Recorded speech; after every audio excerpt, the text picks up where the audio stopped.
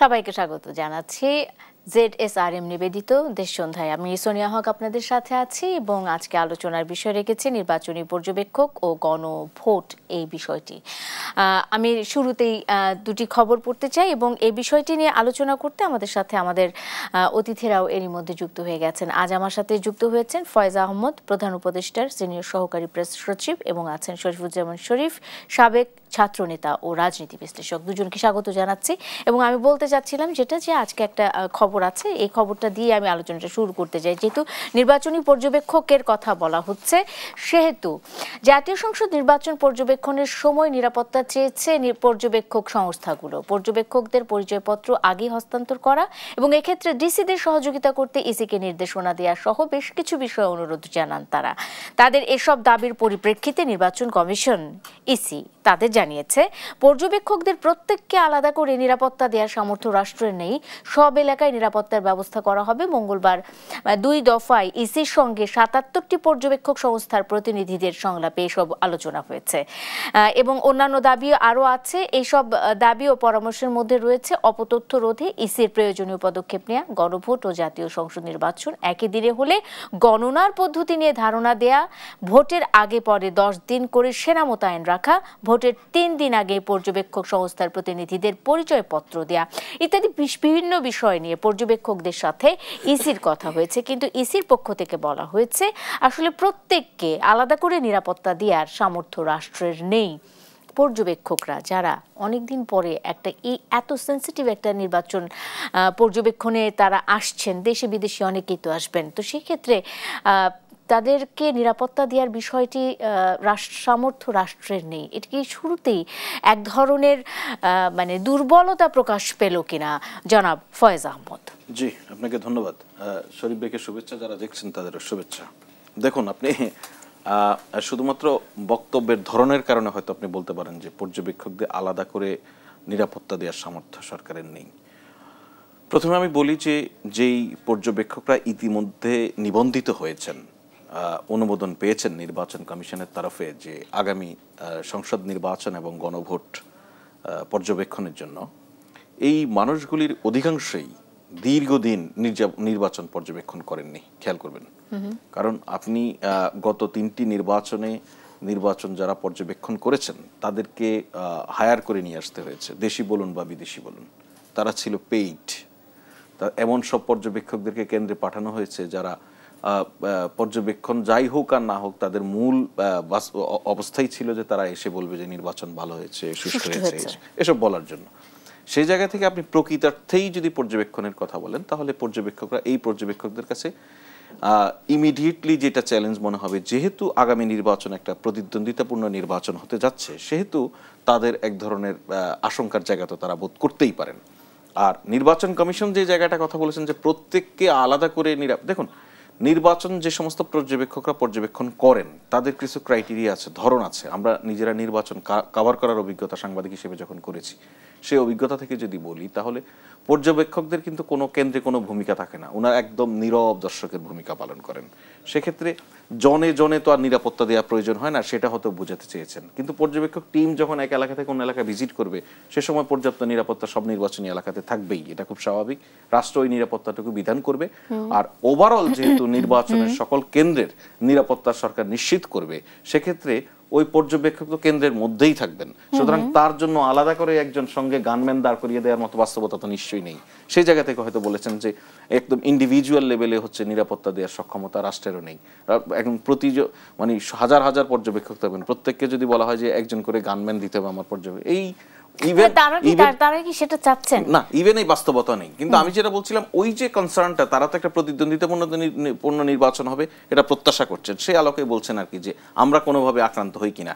এটা সকল শ্রেণী পেশার মানুষ যারা নির্বাচনের নানাবিধ কাজের সঙ্গে সম্পৃক্ত হবেন, তাদের এটা খুব জেনারেল স্টেটমেন্ট থাকবে যে আমাদের পর্যবেক্ষক দলগুলো, যে আমরা এর আগেও দেখেছি অনেক প্রতিষ্ঠান, অনেক সংস্থা নির্বাচন পর্যবেক্ষণ করতে গেছে, এবারের ইলেকশনে কি আলাদা কিছু আছে যে এই ক্রাইটেরিয়াগুলোর উপর ডিপেন্ড করে পর্যবেক্ষক দল নিয়োগ দেওয়া হচ্ছে বা এরকম? না, এটা খুবই আইডিয়াল।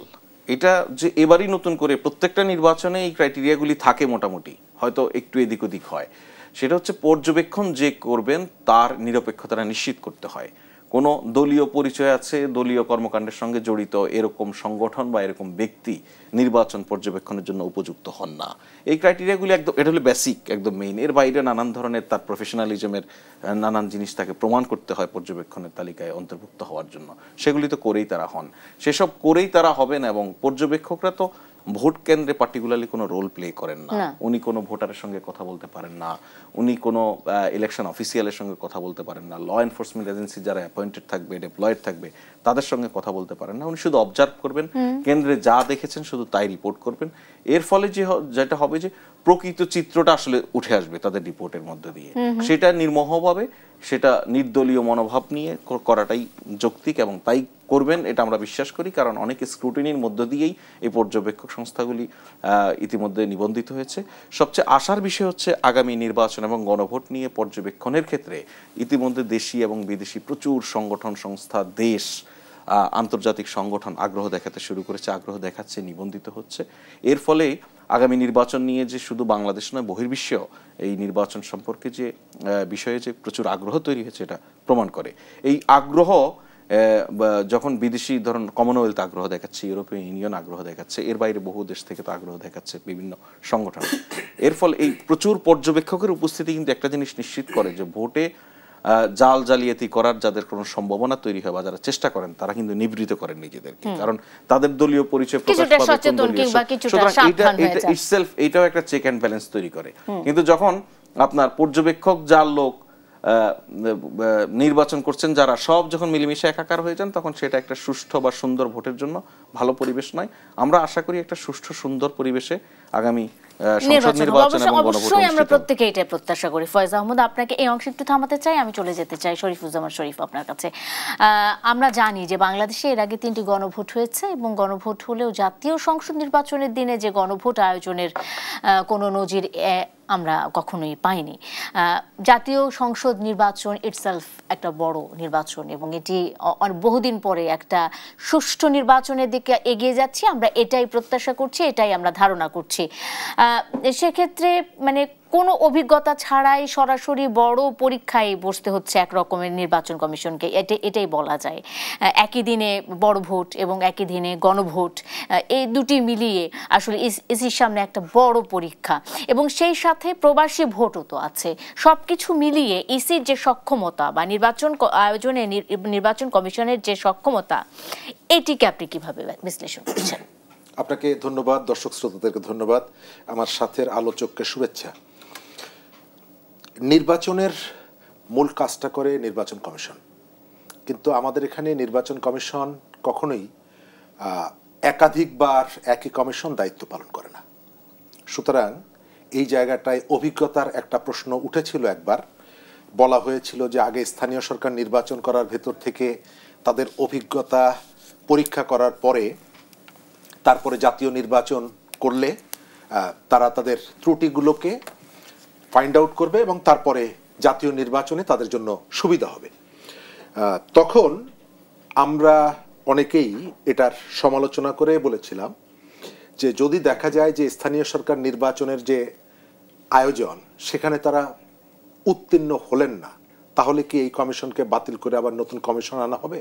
এই প্রশ্নটা কাউন্টার হিসাবে আমরা বলেছিলাম এবং আমি মনে করি যে তখন এই প্রস্তাবটা আনা হয়েছিল মূলত অন্য একটা উদ্দেশ্যে, নির্বাচনকে একটু বিলম্বিত করা বা প্রলম্বিত করা। ইলেকশন কমিশন আমাদের এখানে এখন যারা দায়িত্ব পালন করেন তাদের নিয়োগের কতগুলো ক্রাইটেরিয়া আছে এবং সেই ক্রাইটেরিয়ার মধ্যে তিনি তার আগে কোন কোন জায়গায় দায়িত্ব পালন করেছেন তার পূর্ব অভিজ্ঞতা কিন্তু একটা ইম্পর্টেন্ট। এটি কিন্তু বিসিএস প্রিলিমিনারিতে উত্তীর্ণ হয়েছে তাকে আমি নিয়োগ দিয়েছি ব্যাপারটা তা না। ইলেকশন কমিশনে যারা আসেন তার নিজ নিজ পেশায় দীর্ঘদিন ধরে প্রশাসনিক কাজ করার অভিজ্ঞতাগুলো থাকে। সুতরাং তাদের সম্ভবত এই কাজগুলোতে করার ক্ষেত্রে খুব বড় ধরনের বাধা থাকার কথা না, অভিজ্ঞতার ঘাটতি থাকারও কথা না। তবে ইলেকশন কমিশন আমাদের দেশে রাজনৈতিক যে সংস্কৃতি, সবসময় আমরা কিন্তু ইলেকশন কমিশনকে একটা আসামির কাঠগড়ায় দাঁড় করিয়ে রাখতে চাই, কারণ হচ্ছে আমাদের রাজনৈতিক সংস্কৃতিটা সেভাবে এখন পর্যন্ত বিশ্বাসের জায়গাটা গড়ে ওঠেনি। আপনি খেয়াল করে দেখবেন আমাদের প্রতিবেশী ভারতে নির্বাচন হওয়ার পরে ফলাফলের জন্য কিন্তু 10 দিন 15 দিন পরে ফল ঘোষণা করা হয়, কিন্তু কোনো পলিটিক্যাল পার্টি এটি নিয়ে প্রশ্ন তোলে না ইলেকশন কমিশন এই সময়কালের মধ্যে কোনো ধরনের কোনো কনস্পিরেসির আয়োজন করেছে কিনা বা যুক্ত হয়েছে কিনা। কিন্তু আমাদের এখানে আপনি ভোট হওয়ার পরে 1 ঘন্টা তারা ওই একটু বিকালবেলা নাস্তা খাওয়ার জন্য পেছনে গেছে, সঙ্গে সঙ্গে আপনি দেখবেন যে এটি নিয়ে প্রশ্ন তোলা হয়। মানে আমাদের রাজনৈতিক সংস্কৃতিটা স্বচ্ছতা জবাবদিহিতার জায়গাটায় যথেষ্ট ঘাটতি আছে। আমরা রাষ্ট্রের পর্যায়ে বিভিন্ন জায়গায় স্বচ্ছতা চাই, কিন্তু দলীয় যে প্র্যাকটিসগুলো সেখানে কিন্তু আমাদের সেই স্বচ্ছতার যথেষ্ট ঘাটতি আছে। এটা তো গেল আমরা যদি 2024-এর পূর্ববর্তী সময়ের কথা বলতে চাই, সেক্ষেত্রে আমাদের রাজনৈতিক কালচারটা এরকম ছিল। 24 পরবর্তী সময়ে 5 আগস্টের পর, গণ অভ্যুত্থানের পর আপনি কি কোনো রাজনীতিতে গুণগত পরিবর্তন দেখতে পেয়েছেন? ধন্যবাদ। প্রথমত আমাদের প্রত্যাশা ছিল, কিন্তু প্রাপ্তির ক্ষেত্রে আমি যোজন যোজন দূরত্ব দেখি। আমাদের এখানে জুলাইয়ের যে স্পিরিটটা ছিল, জুলাইয়ের স্পিরিটটাকে ধরে রাষ্ট্র পরিচালনা করার ক্ষেত্রে রাজনৈতিক দলগুলোর একটা কমিটমেন্ট আমি দেখেছি। ইতিবাচক দিক হচ্ছে এটা। আর একটা ইতিবাচক দিক, আমি ইতিবাচকগুলোই বলি, আর একটা ইতিবাচক দিক হলো যে রাজনৈতিক দলগুলোর মধ্যে যে ডায়ালগ, এক সময় কেউ কারো মুখ দেখতেন না, এখন কিন্তু বসছেন, কোন কোন জায়গায় একমত হচ্ছেন, দ্বিমত হচ্ছেন, তর্ক করছেন, আবার অভিযোগও করছেন যে সমস্ত জায়গায় একমত হয়েছিলাম সেখান থেকে আপনি কিছু অংশ বাদ দিয়ে দিয়েছেন, ইত্যাদি ইত্যাদি। এর বাইরে বিচার, অর্থনীতি, অন্যান্য জায়গাগুলোতে বেশ কতগুলো প্রশ্ন তৈরি হচ্ছে, যে প্রশ্নগুলো আসলে আমাদের কাছে কাঙ্ক্ষিত ছিল না। আমাদের গণঅভ্যুত্থানটার বেসিক জায়গাটা কি ছিল? বৈষম্য। বৈষম্যটাকে কিন্তু ফোকাস করে যে ব্যানারটা গড়ে উঠেছিল বৈষম্য বিরোধী শিক্ষার্থীদের আন্দোলন। এই বৈষম্যটা আমরা ধারণা করেছিলাম যে আমাদের রাষ্ট্র, রাজনীতি, সমাজ, আঞ্চলিক নানা ধরনের যে বৈষম্য, তার বিরুদ্ধে একটা ইফেক্টিভ গণ আন্দোলনের পরে এই স্পিরিটটাকে ওন করে আমরা এগিয়ে যাব। কিন্তু ওই জায়গাটা আমি ব্যাপক একটা ব্যত্যয় দেখতে পাচ্ছি। আমি উদাহরণ হিসাবে আপনাকে বলি, হঠাৎ করে আমরা দেখলাম যে আমাদের কয়েকজন উপদেষ্টা তারা সম্ভাব্য যে সমস্ত জায়গায় নির্বাচন করবেন সেখানে অনেকগুলো ডেভেলপমেন্ট প্রজেক্ট তারা গ্রহণ করেছেন। আপনি বাংলাদেশে অনেক জায়গায় এই সময়কালে আপনি দেখবেন যে গ্রামীণ যে অবকাঠামো সেটা ভেঙে পড়েছে, সেখানে ডেভেলপমেন্ট নাই, সেখানে বরাদ্দ নাই। আজকেও আপনি দেখবেন যে একটু আগে আমি দেখলাম ডেঙ্গুতে আজকে সারাদিনে 7 জন মানুষ মারা গেছে, এবং গত কয়েক মাস ধরে ডেঙ্গুতে মানুষের মৃত্যুর হার কিন্তু প্রতিদিন নীরবে মানুষ মারা যাচ্ছে।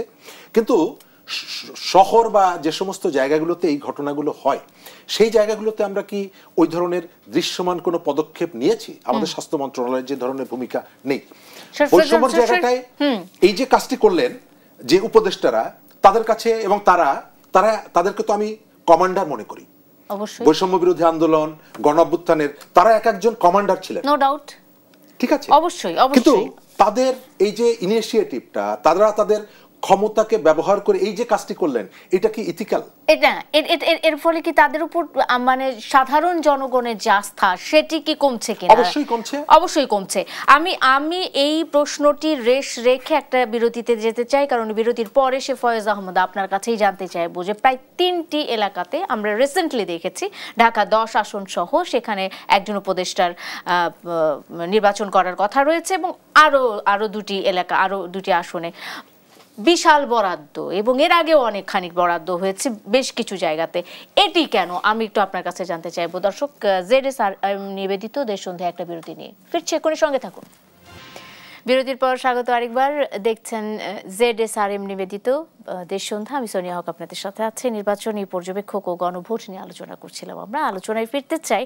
ফয়েজ আহমদ, এই অংশে আপনাকে আমি যুক্ত করতে চাই শুরুতেই। যেমনটা আমি বলেছিলাম যে বিরতিতে যাবার আগে যে বিষয়টি নিয়ে কথা বলছিলেন শরীফুজ্জামান শরীফ, সেই বিষয়টির রেশ ধরে আমি আসলে আপনার সাথে এই অংশে আলোচনায় যেতে চাই। সেটি হলো যে খরচ কমানোর জন্য আমরা একদিনে গণভোট এবং জাতীয় সংসদ নির্বাচন করছি, এমনটাই তো না? যে অনেক টাকা খরচ হয়ে যাবে, শুধু খরচ কমানোর জন্য বিষয়টা তা নয়। হ্যাঁ, শুধু খরচ কমানোর জন্য বিষয়টা তা নয়। না আচ্ছা, সেটার সাথে আমি একটু যুক্ত করি। অনেকেই বলছেন যে খরচ কম হবে, বিএনপির পক্ষ থেকে বলা হচ্ছে যে খরচ কম হবে, আমাদের সাশ্রয় হবে অনেকখানি। সেখানে একটি বিষয় আমি একটু উল্লেখ করতে চাই, সেটা হলো যে ফেব্রুয়ারিতে আসন্ন জাতীয় সংসদ নির্বাচনের আগে ঢাকার 274টি ধর্মীয় ও সামাজিক প্রতিষ্ঠানে বিশেষ উন্নয়ন বরাদ্দ দিয়েছে স্থানীয় সরকার মন্ত্রণালয়। তবে বরাদ্দ পাওয়া এসব প্রতিষ্ঠানের মধ্যে 273টি রয়েছে ঢাকার মাত্র 3টি আসন, ঢাকা 9, ঢাকা 10, ঢাকা 11 এলাকায়। 3 আসনের ভেতরে এত বড় বরাদ্দ হওয়ায় স্বাভাবিকভাবে প্রশ্ন উঠেছে, ঢাকায় মোট 20টি সংসদীয় আসন থাকলেও কেন শুধু নির্দিষ্ট 3টি এলাকায় এই বরাদ্দ দেওয়া হলো। এবং আমরা জানি যে 9, 10 আনুষ্ঠানিকভাবেই এক ধরনের ঘোষণা এসেছে যে জনাব আসিফ মাহমুদ সজীব ভুইয়া এতে অংশ নিতে যাচ্ছেন। ঢাকা 9 নাহিদ ইসলামের এবং ঢাকা 10 ডাক্তার তাসনিম জারার এলাকা। এনসিপির বলতে গেলে 3 জনই আসলে। এই এত বড় বরাদ্দ কেন শুধুমাত্র 3টি আসনের জন্য? আপনার প্রশ্ন পরিষ্কার। আমি আপনার এই প্রশ্নের উত্তরে যাবার আগে জাস্ট আমরা আগে যে প্রসঙ্গটা আলোচনা করছিলাম সেখানে একটু দুটো বিষয় একটু যোগ করার আছে। একটা হচ্ছে নির্বাচন কমিশনের অভিজ্ঞতার প্রশ্ন নিয়ে আপনি বলেছিলেন, সক্ষমতা বা অভিজ্ঞতা, তাদের একটা বড় পরীক্ষায় বসতে হচ্ছে। প্রথমত শরীফ ভাই খুব ব্রাইটলি পয়েন্ট আউট করেছেন, নির্বাচন কমিশনের যারা চিফ ইলেকশন কমিশনার থেকে অন্যান্য কমিশনার যারা হন তাদের একটা ক্রাইটেরিয়ার মধ্য দিয়ে এখানে যেতে হয়, যেখানে মাঠ প্রশাসন চালানোর অর্থাৎ প্রশাসনিক সিদ্ধান্ত গ্রহণের সক্ষমতা ওনাদের অটোমেটিক্যালি আছেন, এরকম ব্যক্তিরা এখানে আসেন। আমাদের নির্বাচনটা ঠিক কন্ডাক্ট করে কারা? মাঠ প্রশাসনের কর্মকর্তারা, এখনো নির্বাচন কমিশনের returning officer, assistant returning officer, তারাই করবেন, তাই তো? তো সেই জায়গাগুলিতে যারা নির্বাচন পরিচালনা করবেন তারা কিন্তু এই কাজে দক্ষ, তারা এই কাজটি করবেন। আর একই দিনে গণভোট এবং জাতীয় নির্বাচন, এটি বড় দুটি আয়োজন একদিনে হয়ে যাওয়া বড় চ্যালেঞ্জিং কিনা। দেখুন, আপনি আমাদের এখানে নির্বাচন পরিচালনার সঙ্গে যে সমস্ত কর্মকর্তারা আছেন তাদের যদি আপনি অভিজ্ঞতা শোনেন তাহলে দেখবেন যে আমাদের দেশের বাস্তবতায় সবচেয়ে সহজ যে নির্বাচনটি করা সেটা হচ্ছে জাতীয় নির্বাচন, সিঙ্গেল ব্যালটে ভোট হয়। অপরদিকে আপনি যদি স্থানীয় সরকার নির্বাচনে যান সেখানে পরিসর অনেক বড়, অনেক প্রার্থী, হাজার হাজার প্রার্থী থাকেন এবং প্রতি নির্বাচনে 3টি করে ব্যালট থাকে মিনিমাম। সুতরাং ওই যে স্থানীয় সরকার নির্বাচন, যে নির্বাচন কমিশন এবং তার কর্মকর্তারা পরিচালনা করতে পারেন, 3 ব্যালটের নির্বাচন এবং আরো বড় পরিসরের নির্বাচন, তাদের জন্য 2 ব্যালটের নির্বাচন, একই দিনে জাতীয় সংসদের নির্বাচন, 300টি আসনের নির্বাচন, এটা খুব কঠিন কাজ নয় ওই বিবেচনা থেকে। এখন আমাদেরকে বিবেচনা করতে হবে নির্বাচন কমিশন যে যারা শীর্ষ কর্মকর্তা রয়েছেন, সিইসি সহ, ওনারা যদি তাদের প্রাতিষ্ঠানিক দক্ষতাটাকে কাজে লাগাতে পারেন এবং মাঠ পর্যায়ের কর্মকর্তারা যদি এর সঙ্গে টিউনড আপ হয় তাহলে আমরা একটা ভালো নির্বাচন পেতে পারি। অপর একটি বিষয় আপনি বলছেন যে রাজনৈতিক দলগুলোর মধ্যে দূরত্ব কমে যাওয়া বা রাজনৈতিক দলগুলোর থেকে আমরা অভ্যুত্থান পরবর্তী সময়ে যে ধরনের আচরণ প্রত্যাশা করছিলাম, গুণগত মান, রাজনীতিতে গুণগত মানের পরিবর্তন হয়েছে কিনা। এটা দেখুন, আসলে অভ্যুত্থান কম্পিউটারে এমন কোনো বাটনে আমরা প্রেস করে দেইনি যার ফলে ডিসপ্লেতে কিছু একটা উন্মুক্ত হয়ে পড়বে, এটা নয়। অভ্যুত্থানের মধ্য দিয়ে আমাদের বিপুল প্রত্যাশা তৈরি হয়েছে। এই বিপুল প্রত্যাশা অভ্যুত্থানের পরের 1 মাস, 2 মাস, 3 মাস, 1 বছর, 2 বছর, 3 বছরেই যে আমাদের প্রাপ্তিতে পরিণত হবে, এইটা প্রত্যাশা আমরা করতে পারি, কিন্তু এই প্রত্যাশাটা বৈজ্ঞানিক নয়। সেই জায়গা থেকে আপনি যদি বিবেচনা করেন যে 5 আগস্ট পরবর্তী সময়ে যে সমস্ত রাজনৈতিক দল তারা প্রতিদ্বন্দ্বী অবস্থার মধ্যে আছেন একে অপরের, তাদের কথাও যদি বিবেচনা করেন, ধরেন সর্বোচ্চ প্রতিদ্বন্দ্বিতাপূর্ণ অবস্থা যদি বাংলাদেশ জাতীয়তাবাদী দল বিএনপি এবং বাংলাদেশ জামায়াত ইসলামীকে আপনি যদি ধরেন, তাহলে এই 2 রাজনৈতিক দলের মধ্যে প্রায়শই আমরা নানান বাকবিতণ্ডা বাহাস আমরা শুনি, কিন্তু এখন পর্যন্ত এই 2 দলের মধ্যে সংঘাত সহিংসতার বড় ধরনের কোনো খবর নেই। এটা আমাদের রাজনীতিতে একটা ইতিবাচক পরিবর্তন। আর ভাই যেটা মেনশন করছিলেন যে দল মত এক এক রকম থাকলেও সবাই কিন্তু এক কাতারে বসছেন, ইডিওলজি নানান রকম থাকবে, কিন্তু আমাদের মূল প্রিন্সিপালটা কি? আমরা বাংলাদেশের অগ্রগতি, আমাদের এখানকার জাতীয় নিরাপত্তা, জাতীয় স্বার্থ এবং গণতান্ত্রিক উত্তরণের পথে সবাই একমত। এর বাইরে এক এক দলের রাজনৈতিক এজেন্ডা এক এক রকম থাকবে, সেটা নিয়ে তাদের মধ্যে নানান বক্তব্য বিবৃতি থাকবে। এটা দেখে আমরা নাগরিকরা অনেক সময় একটু হতাশ হই যে আবার রাজনীতিতে আমরা একটা উত্তাপময় সময় দেখতে যাচ্ছি কিনা। আমার কাছে সেটা মনে হয় না। সবাই তো আর এক টোনে, একই সুরে, একই স্বরে কথা বলবে না। আপনার শেষ প্রশ্নে আসি, যেটা হচ্ছে যে উন্নয়ন বরাদ্দ নিয়ে।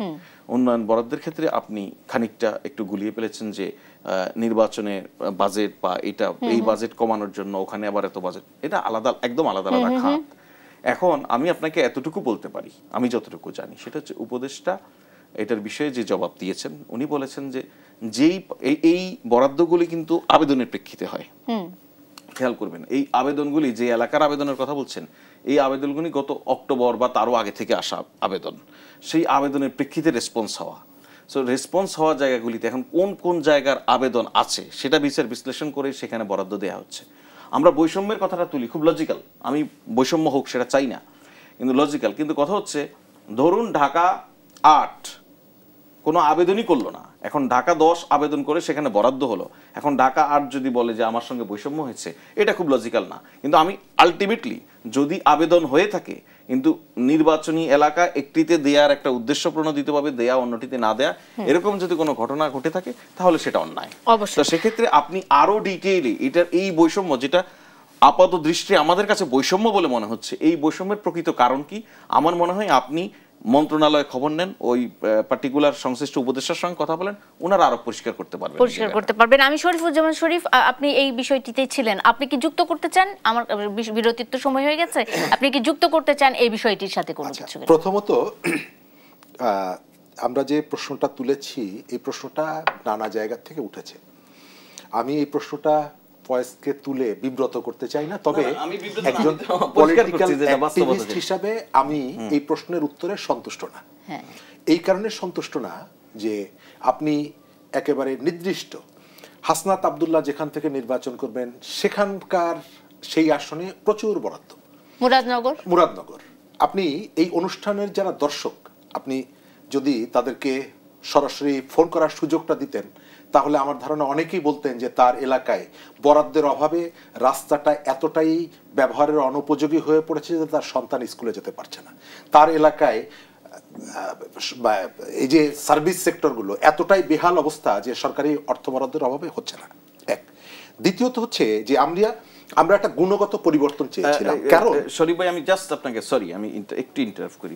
দেখেন, এই যে কথাটা বললেন না, এই কথাটার সঙ্গে আমি একমত। বহু এলাকায় বাংলাদেশের এই বাস্তবতা রয়েছে, আমরা তো এই সমাজের মানুষ। সো আমি সরকারের দায়িত্ব পালন করি বলে উপেক্ষা করব, এটাকে এড়িয়ে যাবো, এটা সুযোগ নেই।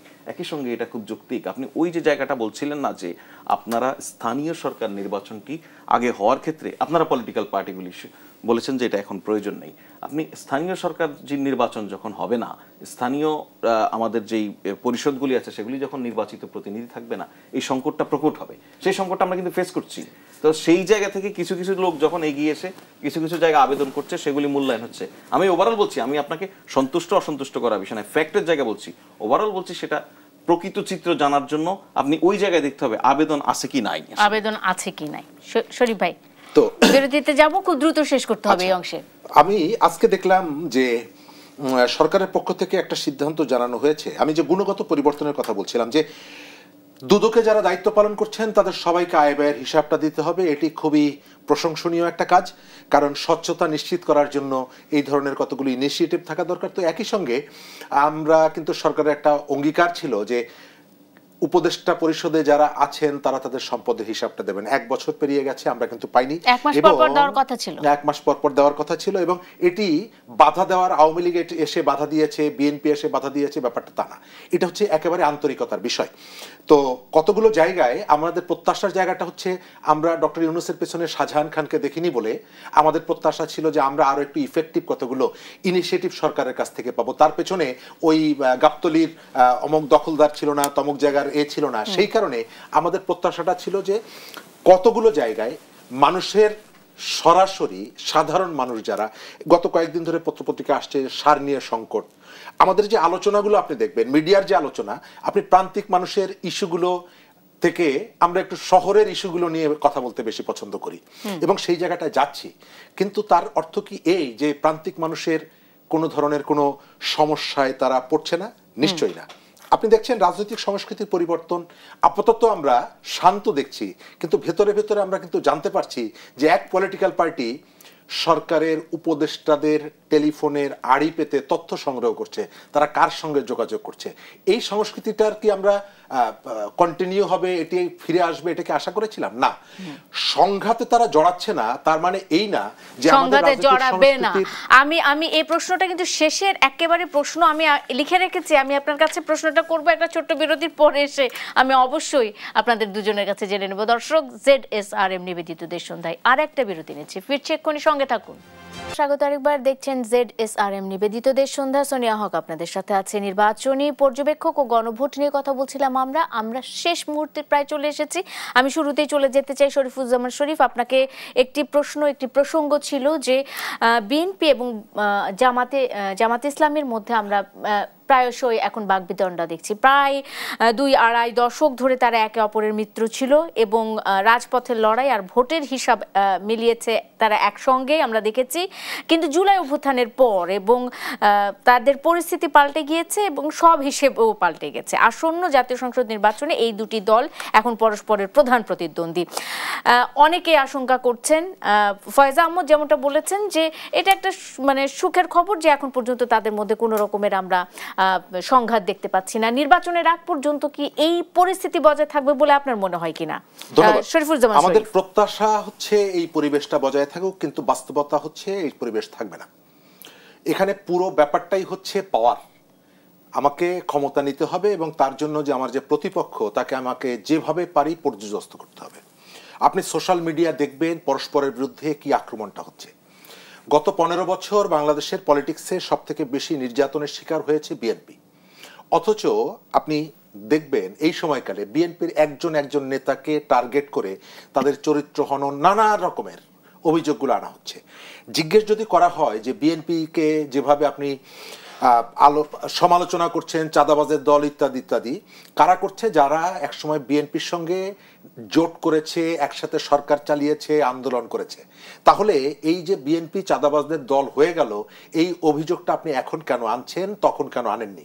কারণ হচ্ছে তখন তার পাখার নিচে আপনাকে থাকতে হতো, এখন আপনি সেই অভিযোগগুলো আনছেন। আপনি গত 15 বছরে, আমি আমার ব্যক্তিগত অভিজ্ঞতা থেকে বলতে পারি, ডক্টর জাহিদ তো শেখ হাসিনার সেই শাসনের বিরুদ্ধে একেবারে প্রচণ্ডভাবে সমালোচক ছিলেন, সমালোচনা করেছেন। এখন সোশ্যাল মিডিয়াতে দেখবেন যে সেই জাহিদকে কতভাবে হেনস্থা করা যায়।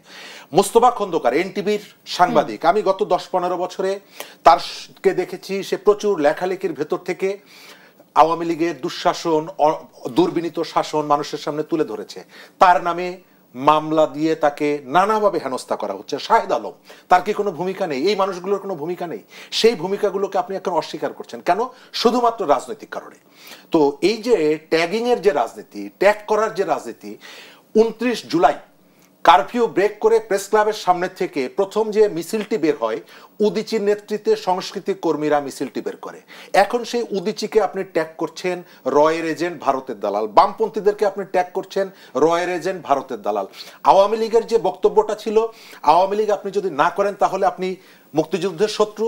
আর এখন হচ্ছে জামাতের সঙ্গে যদি আপনি না থাকেন, আপনার ভূমিকাটা যাই হোক না কেন, আপনি ফ্যাসিবাদের দোসর। অথচ কুমিল্লাতে গিয়ে বলা হচ্ছে যে মুজিব ভাইকে গত বছর ভোট দিয়েছেন, এবার যেহেতু মুজিব ভাই নাই সুতরাং ভোটটা আমাকে দেবেন এবং পরের বছর মুজিব ভাইকে দেবেন। মুজিব ভাই হচ্ছে আওয়ামী লীগের রেলমন্ত্রী ছিল। আপনি যেখানে সুবিধাটি পাবেন সেখানে সুবিধাটি গ্রহণ করছেন এবং নির্বাচন যত এগিয়ে আসবে, কাছাকাছি আসবে, এই যে ঢিল ছোড়াছড়ি, আর্টিফিশিয়ালি কতগুলো জায়গায় সৌজন্যতা দেখালেও ঢিল ছোড়াছড়ির জায়গাটায় আপনি বন্ধ করতে পারবেন না। কারণ হলো যে ওই যে সবার উপরে ক্ষমতা সত্য, তাহার উপরে না, এবং ক্ষমতাটাকে আপনার যে কোনো মূল্যে হোক আপনার হাতে, আপনার নিয়ন্ত্রণে। অসংখ্য ধন্যবাদ শরীফুজ্জামান শরীফ। ফয়জা আহমদ, আমি ওই কথার রেশটাই ধরে টানতে চাই।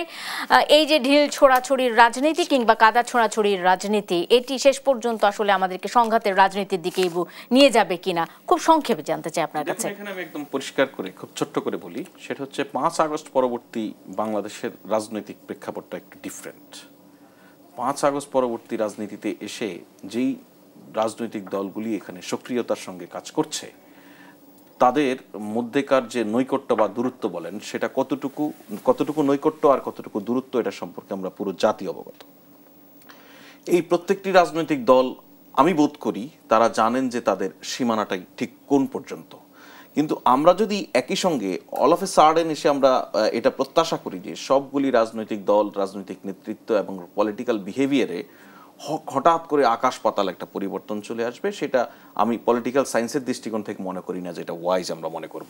সে জায়গায় আমরা ধীরে ধীরে ক্রমান্বয়ে আমাদের সামাজিক প্রেশার থাকবে, ভোটারদের প্রেশার থাকবে, নাগরিক প্রেশার থাকবে, পলিটিক্যাল রেসপন্সিবিলিটির জায়গায় থাকবে, আমরা রাজনৈতিক কালচারের উন্নতি ঘটাবো সত্য, কিন্তু একই সঙ্গে আমরা জানি অন্তত আগামী নির্বাচন পর্যন্ত এই দলগুলি তাদের কতটুকু গড়াতে পারেন সেই সীমা সম্পর্কে তাদের অবগত।